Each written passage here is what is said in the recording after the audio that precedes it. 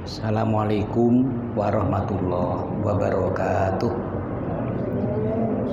Bismillahirrahmanirrahim. La hadratin Nabil Mustafa Rasulillah Muhammad sallallahu alaihi wasallam wa ila arwahi abayina wa ummahatina wa ajdatina wa jaddatina wa liman istama'na hauna bisababihim wa ila musannifi hadzal kitab wa nafa'na bi ulumihi fi daraini syaulillahi lana wa lahumul fatihah. A'udzu billahi minasyaitonir rajim. Bismillahirrahmanirrahim. Alhamdulillahirabbil alamin arrahmanir rahim maliki yaumiddin. Iyyaka na'budu wa iyyaka nasta'in ihdinas siratal mustaqim. Siratal ladzina an'amta 'alaihim ghairil maghdubi 'alaihim waladdallin. Amin.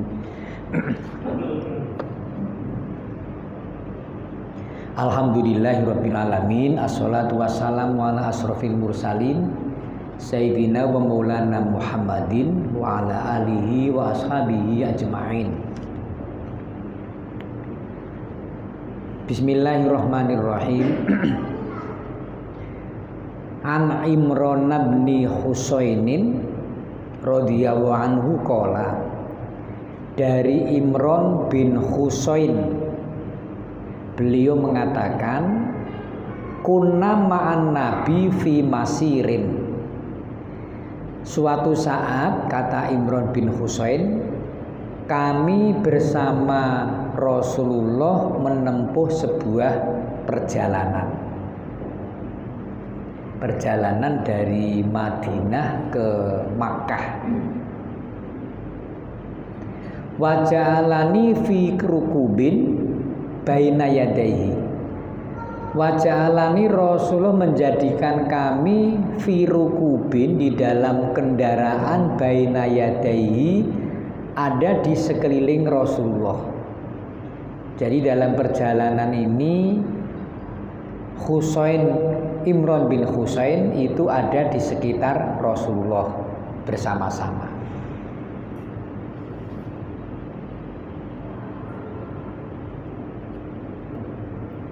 Fa'atisna atosan sadida. Fa'atisna, maka kami dalam perjalanan itu mendapatkan rasa haus. Atosan sadida, haus yang amat sangat.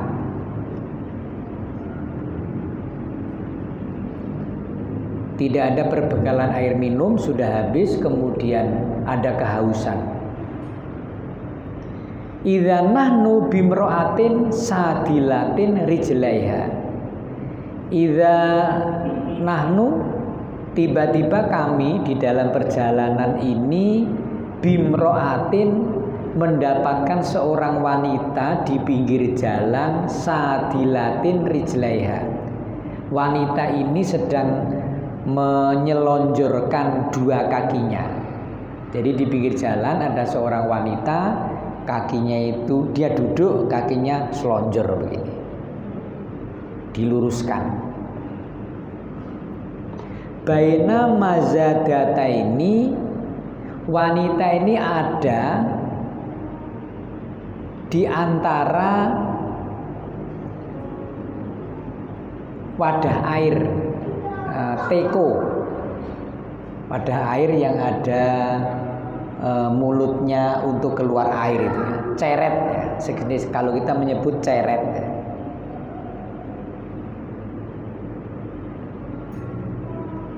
Fakulna laha, kemudian kami para sahabat karena melihat ada wanita yang sedang duduk di pinggir jalan membawa wadah air, sedangkan rombongan ini sedang kehausan, maka rombongan ini bertanya kepada wanita itu, Ainal ma, nenek, di mana airnya? Para sahabat itu mau minta air. Qalat innahu lama'a. Qalat, berkatalah wanita itu, innahu lama'a, di dalam ceret ini tidak ada airnya. Agak kecewa para sahabat ini karena sudah haus, berhenti di situ. Mendapatkan wanita tua membawa ceret, ternyata ceretnya ini kosong. lama tidak ada air. Fakulna kam baina ahliki wa bainal ma'i. Kalau begitu Nek, berapa jarak tempat nenek ini dengan sumber air supaya kami bisa ke sana mengambil air? Qalat yaumun walailatun. Wanita ini memberitahu, kalau kalian wahai anak-anak muda, kalau kalian mau mengambil air dari sini sampai sumber mata air itu yaumun walailatun, perjalanan sehari semalam. Sehari semalam jalan kaki dari Denpasar sampai mana kira-kira? Kalau sini Gilimanuk, sehari semalam nyampe jalan kaki.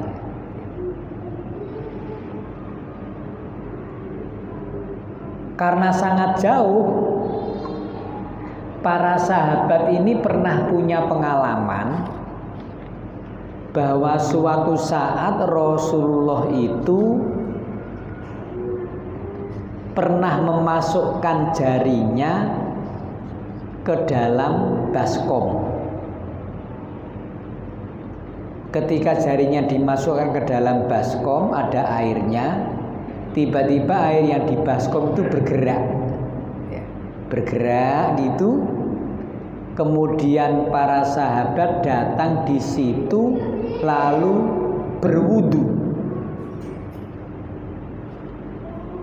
berwudu gantian.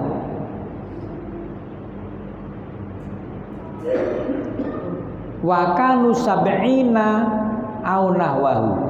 Jumlah yang wudhu ini menggunakan air satu baskom yang dimasuki tangan Rasulullah itu jumlahnya kira-kira mencapai 70 orang. Jadi air satu baskom mengalir bisa dipakai berwudhu 70 orang. Para sahabat pernah menyaksikan seperti itu. Maka begitu melihat wanita bawa ceret ini tidak ada air, sumber air ditembus itu selama sehari semalam, maka para sahabat ini minta kepada nenek, intoliki ila Rasulillah. Wahai nek, kalau begitu itu ada Rasulullah itu. Intoliki, ayo berangkatlah kamu kepada Rasulullah itu untuk minta air. Karena pasti nanti Rasulullah akan memberikan air. Setelah airnya didapat bisa diminum oleh rombongan yang banyak ini. Biasanya kita ini lebih tahan lapar dibanding dengan haus. Kalau sudah haus itu sulit ditahan, kalau lapar masih bisa.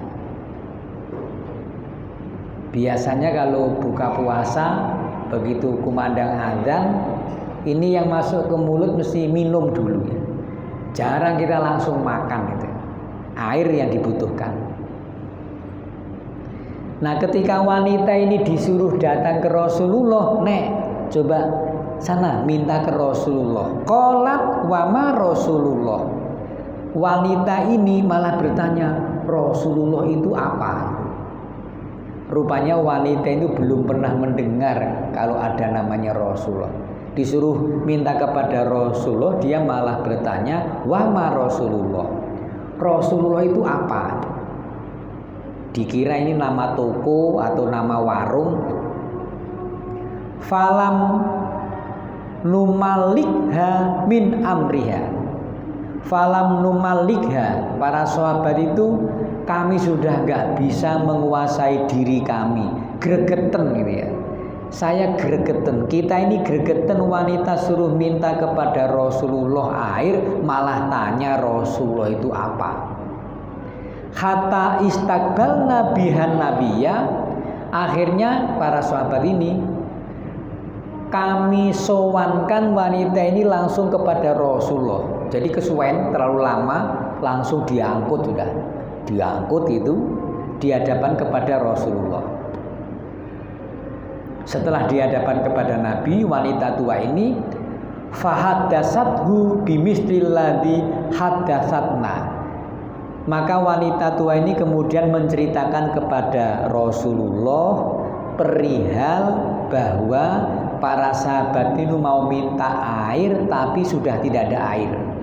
Sumber mata air dari tempat itu mencapai perjalanan sehari semalam. Wanita ini menceritakan kepada Nabi, ghairu annaha haddatsathu annaha mu'timatun. Wanita ini juga sambil menceritakan bahwa dirinya itu adalah seorang wanita janda. Jadi wanita sudah tua terus janda gitu. Maka Rasulullah kemudian fa'amaro bimazadataiha, lalu Nabi memerintahkan, coba mana bawa sini ceretnya. Ceretnya ini dihadapkan kepada Rasulullah.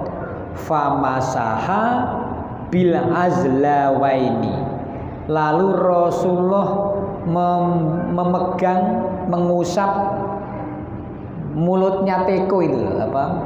Ceret kan ada yang untuk ngalir air ya, tur itu ya. Nah, lubangnya ceret ini oleh Rasulullah dibekem gitu. Dipegang, tiba-tiba mengalir air, cur gitu. Begitu mengalir air, Rasulullah tetap memegang mulut ceret ini. Fasalibna, maka kami semua para rombongan bisa minum.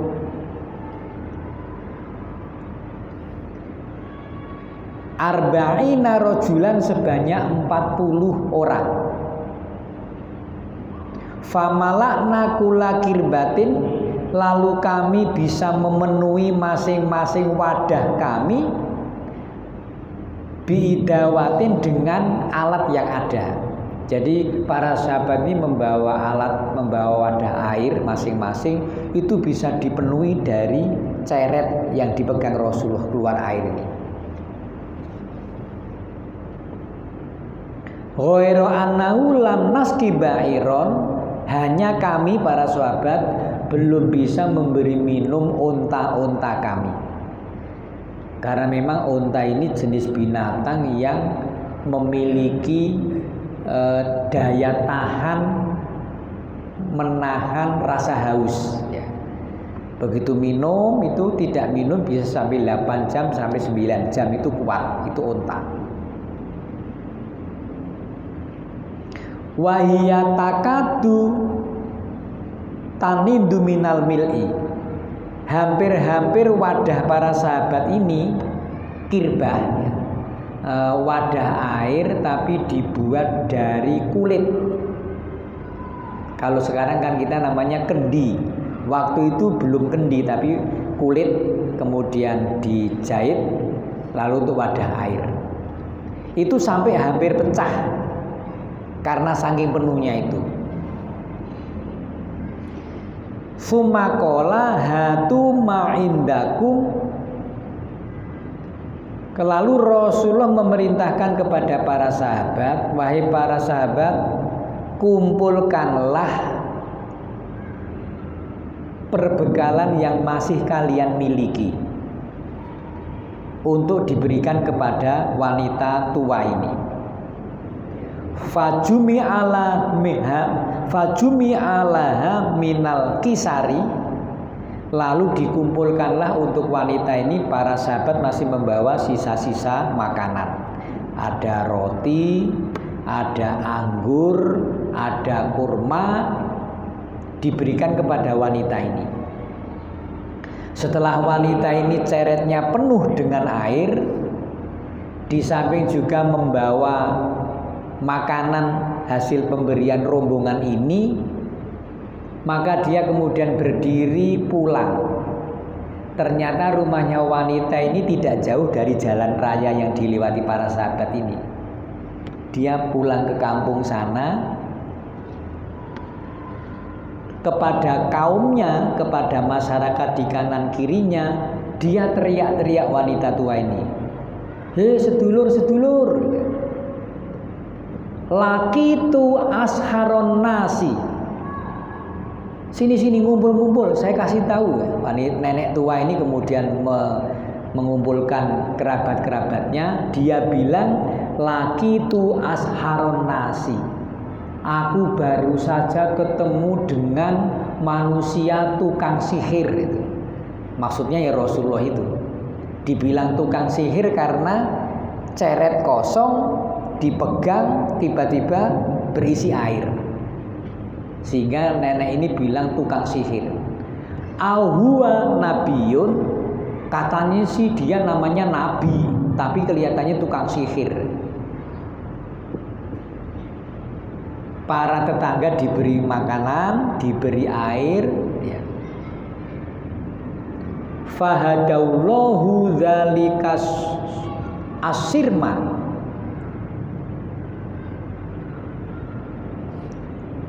Maka kemudian Allah memberikan hidayah kepada wanita ini.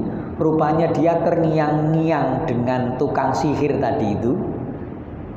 Lalu dia kembali kepada Rasulullah, fa'aslamat, lalu dia menyatakan diri memeluk agama Islam.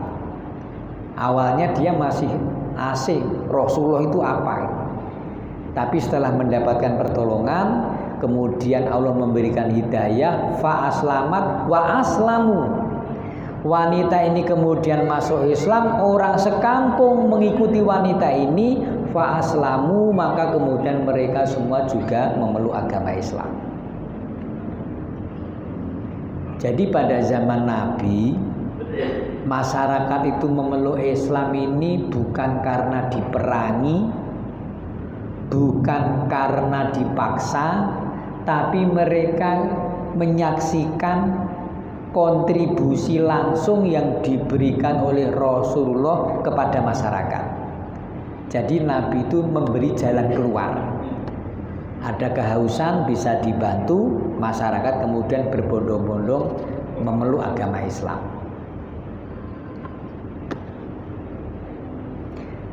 Perjalanan dilanjutkan.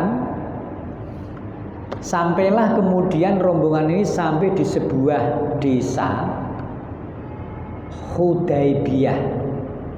Hudaybiyah ini dari Ka'bah Mekah. Saya tidak hafal betul ya, kayaknya itu arahnya ke utara ke barat. Ke utara ke barat. Jadi utara ya ke sana lah ya. Sepertinya ya, saya tidak hafal betul ya. Hudaybiyah ini sekarang menjadi tempat untuk mengambil mikot orang yang akan umroh. Jangan kalau sudah sampai ke Mekah, sudah umroh, sudah selesai, kok mau umroh lagi? Ini mengambil mikotnya boleh ke Hudaybiyah.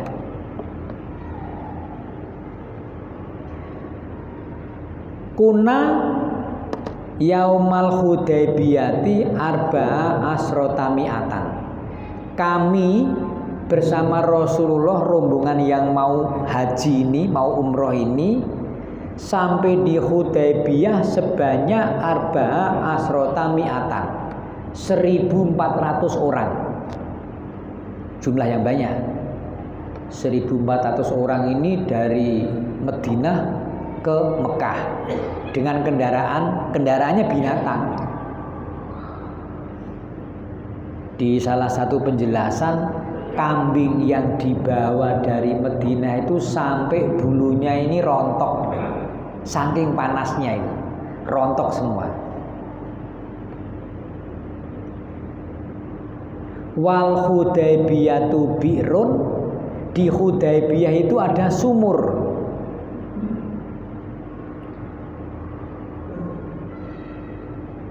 Fanazahnaha, maka kami menimba air ke sumur Hudaybiyah itu.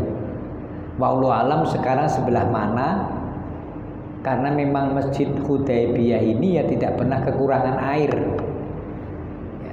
Ada sumur namanya sumur Hudaybiyah. Para sahabat menimba, ambil air, diminum, diambil air, diberikan ke unta. Lah jumlah orangnya 1.400.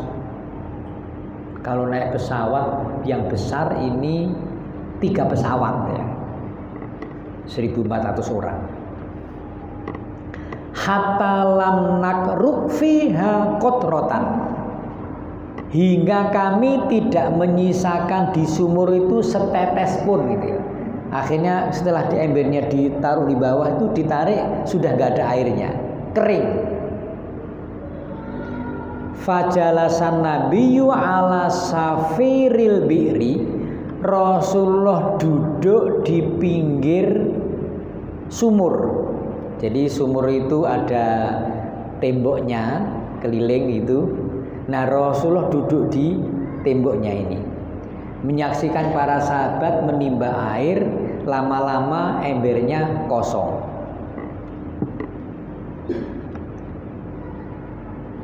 Para sahabat cemas, ini sudah kehabisan air lagi.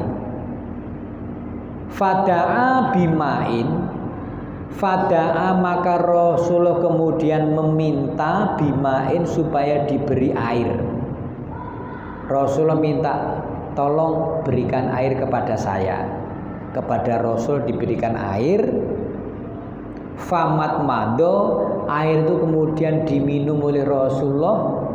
Begitu sampai di mulut Rasulullah, famat mado, maka kemudian Rasulullah berkumur-kumur, menggerakkan air yang ada di mulut. Biasanya suaranya ucuk gitu ya. Berkumur-kumur.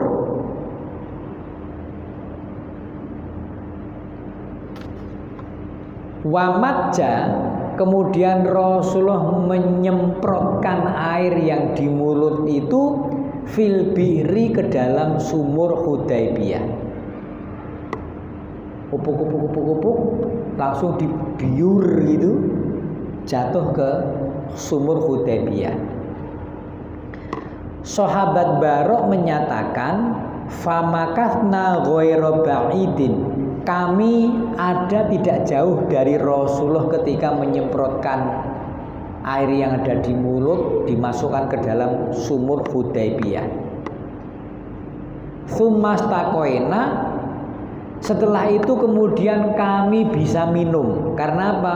Begitu Rasulullah menyemprotkan air ke sumur Hudaybiyah itu, ember coba dimasukkan, ternyata ada airnya. Terus diambil, ditimba. Tsummastakoina, kemudian kami semuanya bisa minum.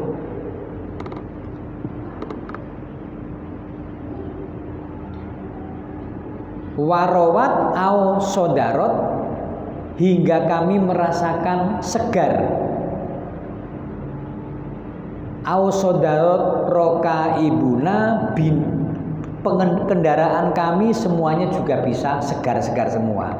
Jadi 1.400 orang ini bisa minum semua dari sumur tadi. Kemudian binatang-binatang ternaknya juga bisa diberi minum.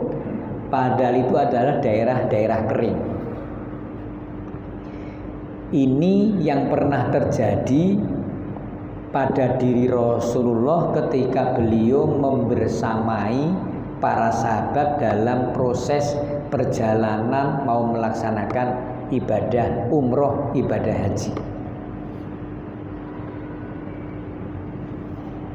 Walaupun akhirnya sampai di Hudaybiyah ini Rasulullah dihadang oleh orang-orang yang ada di Mekah. Rombongan Rasulullah itu tidak boleh menunaikan ibadah haji. Padahal itu jumlahnya 1.400 orang. Ditempuhlah komunikasi yang baik, maka kemudian ada perundingan. Perundingan ini yang orang-orang Mekah diwakili oleh seorang laki-laki yang pandai berdebat.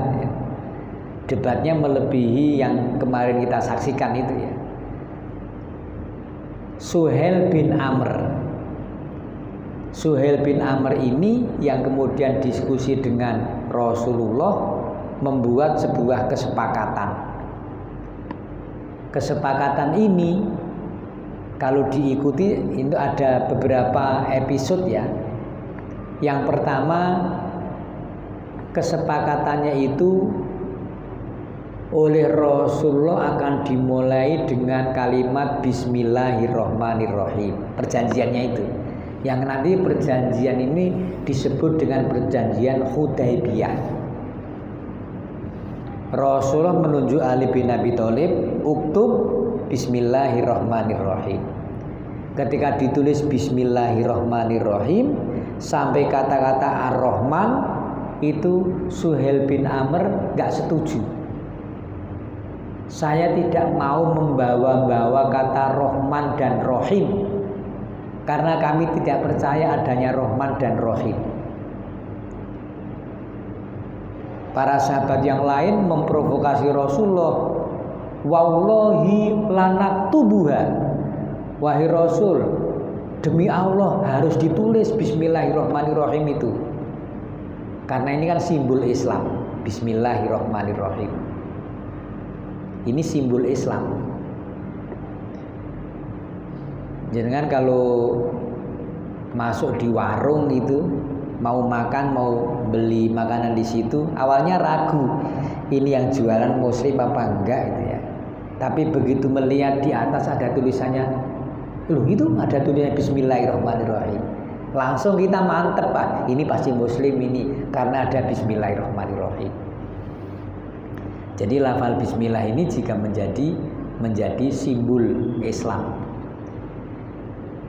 Tapi rupanya Rasulullah waktu itu demi memikirkan masa depan yang lebih panjang lagi, beliau rela tidak menulis Bismillahirrahmanirrahim, tapi diganti Bismika Allahumma, tidak menggunakan Bismillahirrahmanirrahim.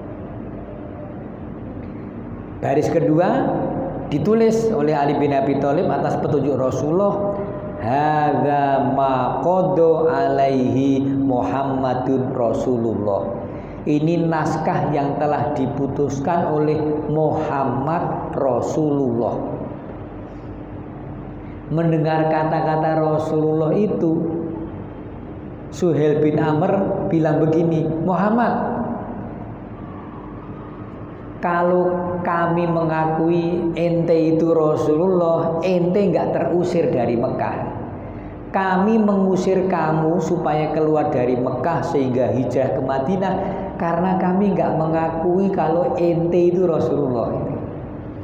Kalau masih membawa-bawa kata-kata Rasulullah, saya lebih baik close, nggak usah ada perjanjian. Ini yang di luar para sahabat, wallahi lanaktubuha, demi Allah wahai Rasul harus ditulis. Tadi sudah menghilangkan Bismillahirrahmanirrahim, sekarang mau dibuang lagi kata-kata Rasulullah. Kami keberatan. Biasanya Rasul itu kalau memutuskan masalah itu berembuk dengan para sahabat. Tapi untuk kali ini nampak kalau beliau adalah seorang ahli politik, seorang negarawan yang memikirkan masa depan. Akhirnya Rasulullah rela tidak lagi menggunakan kata-kata Rasulullah, tapi ditulis hadza ma qada alaihi Muhammadun ibnu Abdillah. Ini naskah yang disepakati oleh Muhammad, bukan Muhammad Rasulullah, tapi Muhammad bin Abdullah. Itulah naskah perjanjian Hudaybiyah. Secara sepihak kelihatannya nggak adil, karena waktu itu orang Islam gagal menunaikan ibadah haji. Sudah semuanya putar balik ke Madinah. Tapi 2 tahun setelah itu Rasulullah datang lagi ke Mekah dan bisa menguasai kota Mekah tanpa ada pertumpahan darah. Ini hebatnya beliau. Masuk ke Mekah bersama rombongan yang banyak. Rasulullah bilang, siapa yang masuk ke rumah Abu Sufyan aman. Padahal Abu Sufyan waktu itu tokoh yang paling memusuhi Rasulullah. Tapi rumahnya dijadikan markas. Asal masuk ke rumah Abu Sufyan semuanya aman. Dan kemudian dikenal dengan Fathu Makkah. Nah, perjanjian Hudaybiyah ini saya memperhatikan rupanya juga ditiru, diadopsi oleh para pendahulu pendiri bangsa kita ini, bangsa Indonesia. Dulu Pancasila kan sila yang pertama ditulis ketuhanan dengan kewajiban menjalankan syariat Islam bagi para pemeluknya. Ada gitu, kewajiban menjalankan syariat Islam bagi para pemeluknya. Sudah disepakati itu. Ada kata-kata Islam.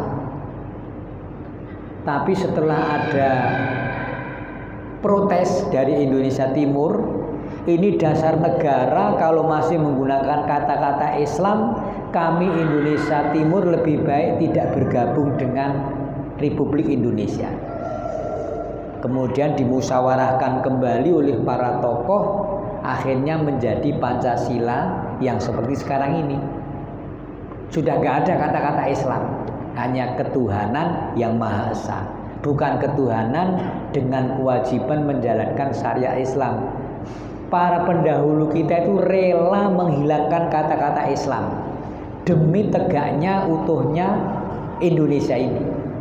Karena memang Indonesia ini dihuni oleh orang yang berbeda-beda.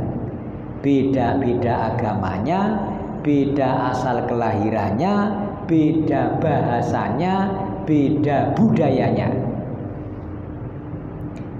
Sehingga masing-masing daerah di Indonesia ini memiliki bahasa yang khas.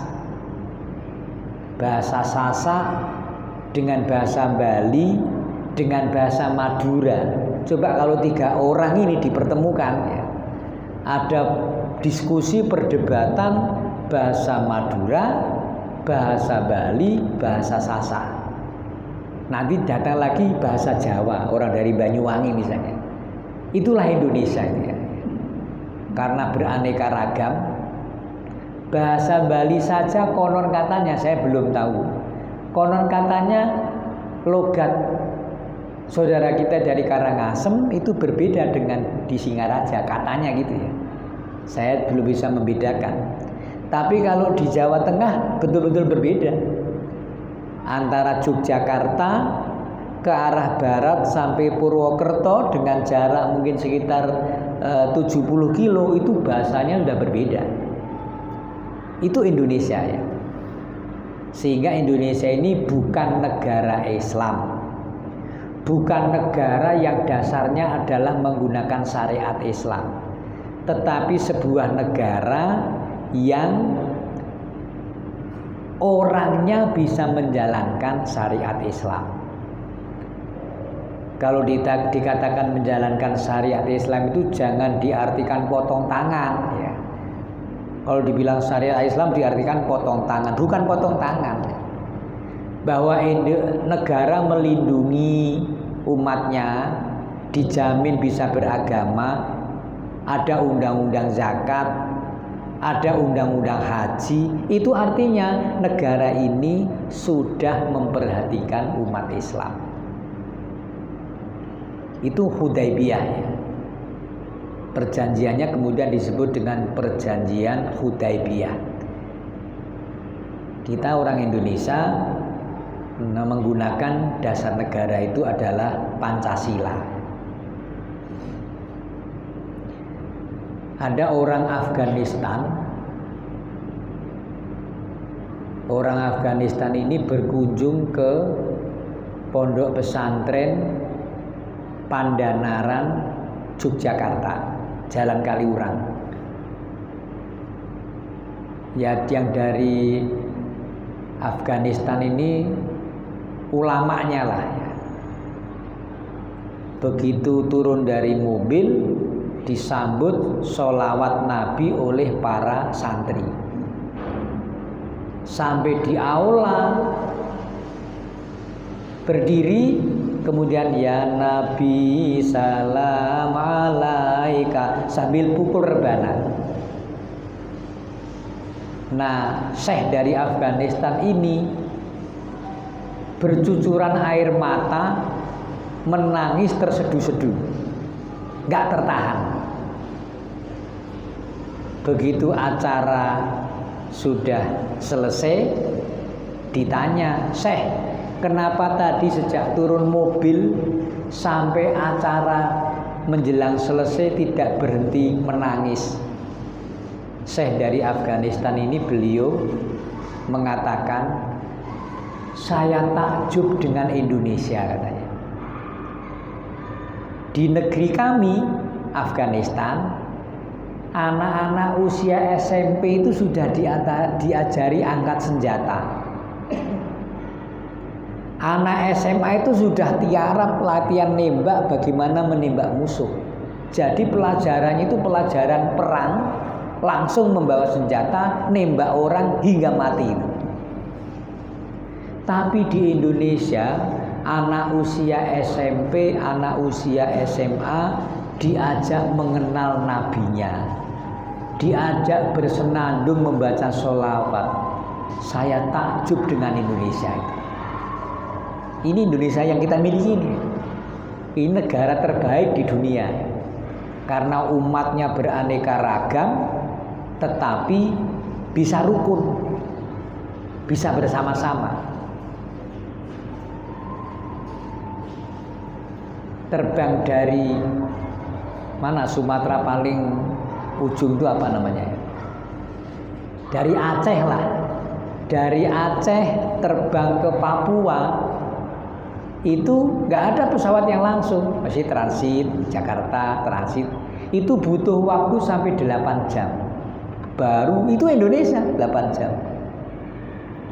Kalau di Eropa, walaupun saya belum pernah ke sana, saya melihat petanya aja ya. Di Eropa itu naik pesawat 2 jam itu sudah melewati 3 negara itu. 2 jam itu sudah negara beda, negara beda, negara beda.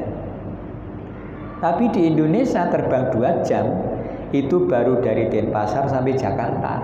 Saking luasnya Indonesia itu. Bersyukur kita ini ada pemersatu, yaitu bahasa Indonesia. Luar biasa, ada berbangsa satu, bangsa Indonesia. Jadi walaupun orang yang ada di Papua yang bentuk fisiknya beda dengan kita ya, orang yang di Sulawesi, semuanya itu tetap bangsanya sama, Indonesia. Ada bahasa persatuan kita namanya bahasa Indonesia. Coba kalau nggak ada bahasa Indonesia, orang ngurus ibadah haji, waduh sulit nanti. Yang orang Madura dengan bahasa Madura, yang orang Sunda dengan bahasa Sunda, yang orang Batak dengan bahasa Batak, itu gimana caranya manasik nanti itu ya? Ngatur masuk pesawat itu gimana? Tapi ada bahasa Indonesia, itu luar biasa ya.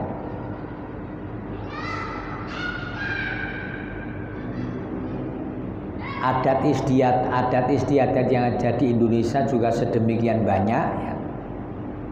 Jadi akhirnya kita ini bersyukur ditakdirkan jadi orang yang berkebangsaan Indonesia.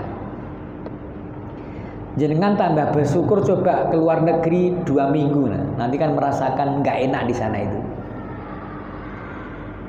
Di Eropa itu ada cuaca yang ekstrim. Pada bulan-bulan tertentu itu siangnya lama. Saya tidak hafal, ada santri saya yang tinggal di Jerman itu, bulan Ramadan jam 3 pagi sudah imsak. Nanti buka puasanya jam 10 malam gitu. Apa nggak kelempet perutnya seperti itu ya? Kita di Denpasar lumayan, apalagi kalau Ramadan tuh pas bulan-bulan Maret gitu ya. Subuhnya jam 5 menit gitu. Maghribnya jam 6-10 menit. Kalau sekarang ini agak panjang ini. 4:30 sudah subuh, maghribnya jam 7 kurang 20. Jadi kita syukuri kita menjadi bangsa Indonesia, bangsa yang baik ya. Ini yang bisa kami baca. Subhanakallahumma wa bihamdika asyhadu alla ilaha illa anta astaghfiruka wa atubu ilaik. Alhamdulillahirabbil alamin. Wassalamualaikum warahmatullahi wabarakatuh.